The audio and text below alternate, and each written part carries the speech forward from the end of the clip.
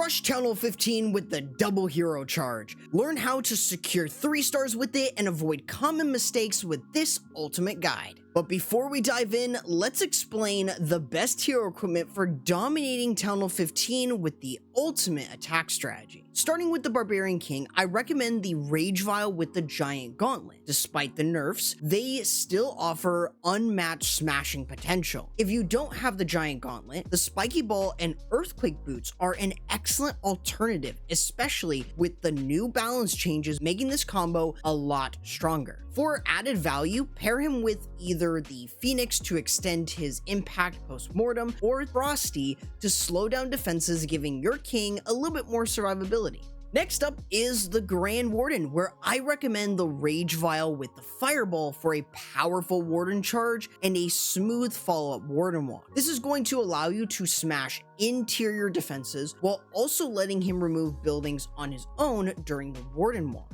We'll dive a little bit deeper into the Fireball equipment later on, but consider using the Owl to add extra damage to the Warden walk before it gets taken down inevitably. For the Archer Queen, I recommend pairing the Giant Arrow with the Frozen Arrow, as it's actually an underrated combo. Despite the Frozen Arrow's nerfs, it ensures your queen can still charge deep into the base, smashing defenses while having solid survivability. The Giant Arrow's long-range power lets you eliminate the Town Hall early, freeing you to focus on the queen charge and the rest of your attack. Though, consider running the Unicorn alongside your healers for extra support during the queen charge to keep her alive and dealing damage for longer. And for the Royal Champion, equipped her with the Rocket Spear and Seeking Shield. The buff to the Rocket Spear's spear count makes this combo actually a lot better, letting her take down multiple defenses without being targeted. If you are looking for any alternatives, the Haste Vial and Hog Puppet combo still packs a punch despite the nerfs. To boost her effectiveness, pair her with Diggy, as it is not only going to provide you with stuns on defenses, but will also extend the Royal Champion's survivability, ensuring she can continue to wreak havoc on the base. Now, with your equipment sorted, let's dive into the base army composition that I would recommend. Tailor it to your playstyle, but focus on including the Earthquake and Invisibility spells for the Fireball, healers for the Queen and the Warden charges, and even an Ice Golem for the Barbarian King. If you want a copy of the full army comp, check the description or scan the QR code right on your screen. Now, with your army all set, let's dive into how you can secure 3 stars with this strategy. Since this army can be quite challenging, the best value is to watch through every step. The first steps focus on 3 key elements: the Warden Walk Fireball, the Barbarian King, and the Flame Flinger. Let's start off with the Flame Flinger first to snipe off defenses from a distance. It can avoid most threats in the game, but be cautious of the mortars, expos, and the monolith, as they all can outrange the Flame Flinger. Position it away from these defenses when possible so you can avoid any setbacks, or else it's going to pop early. To protect the Flame Flinger from other hidden traps like Teslas and skeleton traps, use rocket loons to clear pesky Teslas, and either an archer or minion to deal with the skeletons from skeleton traps. By avoiding these risks, you'll be able to keep your Flame Flinger alive for longer and securing more value for your attack. While the Flame Flinger is hard at work, start your Warden charge with 4 healers. The goal here is to clear outer defenses with the Warden Walk, though you can bring in the use of a Rocket Loon or 2 if there are things like mortars, archer towers, or even things like Teslas on the outside of the base. Though this is going to focus on setting up your Fireball to hit both the Town Hall and the enemy CC. You're going to use 2 to 4 invisibility spells on nearby defenses to prevent any sort of redirection of the Fireball. And if you execute this properly, the Fireball should actually land near both targets. You want to then follow that up by using 3 Earthquake spells to finish off the CC and weaken the Town Hall, which allows you to use the Queen's Giant Arrow from across the base and one-shot the Town Hall. As for the level of said fireball, you don't need it to be maxed out like other people say in order for you to get value out of it. For Town Hall 15, I recommend having it between level 18 and level 21, paired with the fact that the giant arrow will either be level 15 or level 18, respective of your fireball's level, to maximize the combo, getting you a ton of value and allowing your Warden to continue his charge and secure a lot more of the base alone. After launching the fireball and giant arrow, it is time to start your Barbarian King's charge. You're gonna start this by using a baby dragon or two to create a funnel, guiding your Barbarian King into a specific compartment. You want to support him with an ice golem as he enters to provide a little bit more value for the king before he uses the Gauntlet Rage combo early to clear that entire section of the base, taking out key defenses like an Eagle Artillery or Scatter Shot and setting up a strong funnel for the rest of your attack. Now, if you don't have the giant gauntlet, but you're willing to use the spiky ball and you have the earthquake boots, you can use them as a combo, which can achieve a similar result to the giant gauntlet and rage vial even after the new balance changes.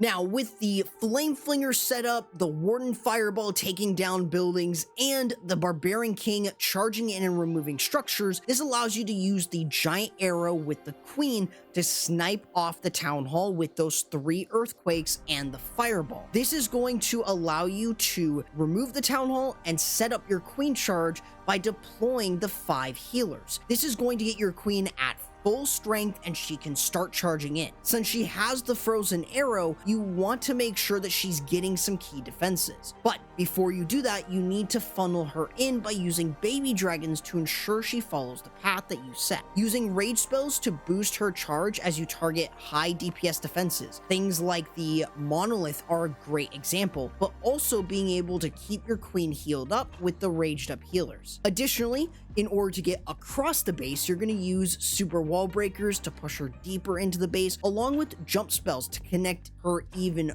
further if need be. As for spells like freeze, you're going to use them over high damage defenses, but if you do have any leftover invisibility spells, use them with her so she has time to heal and actually stay in a fight. Even if your Queen does fall short in the core of the base, you should have cleared enough in order to allow your Royal Champion and current Warden charge for success. Speaking of the Royal Champion, deploy her later in the attack, ideally in an area of low DPS on the back end. This is going to allow you to clear filler defenses with her before using her Seeking Shield to weaken key targets, while the Rocket Spear can finish off remaining defenses from a distance. If you have any leftover spells like freeze spells, they can help stall defenses, giving you ample time for your Royal Champion to do a lot of damage, but they aren't really always necessary. However, while you can still use the Rocket Spear and the Seeking Shield combo early, it's often going to be better to wait and maximize her value in the right area. Just be sure though to have some form of cleanup troops like minions at the ready for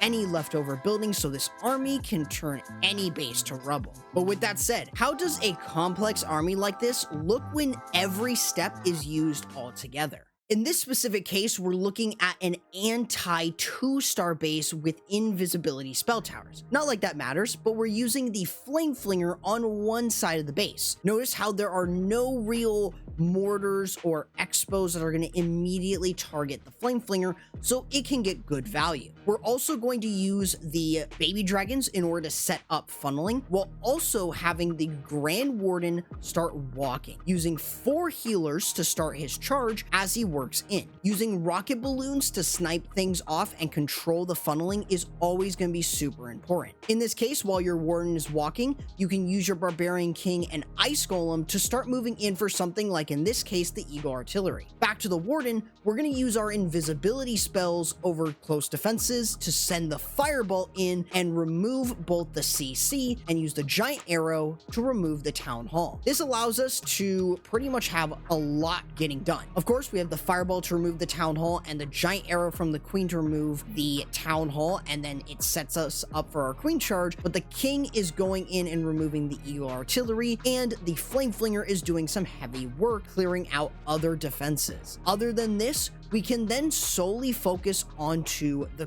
queen charge, where she's going to be working herself in down towards the monolith and scatter shots in order to get great value. Using things like rage spells here in order to provide a lot of value is key. Having invisibility spells is always incredibly nice to prevent her from taking too much damage, but we want to make sure that we are keeping her raged up and alive. This allows us to use that frozen arrow to our advantage to get plenty of value, and we could even have the Warden move in with her. Now we have the Royal Champion that's coming in towards the back end of the base to provide a lot of support, and we're going to use her Rocket Spear right about now in order to make sure that we're able to set this up perfectly. She's out of range of most defenses, and she can get plenty of value. Now, in this case, she doesn't have the newly buffed Rocket Spear, but this can still be done very effectively, and it just goes to show how incredibly strong these damage equipment are, and if used in the right hands,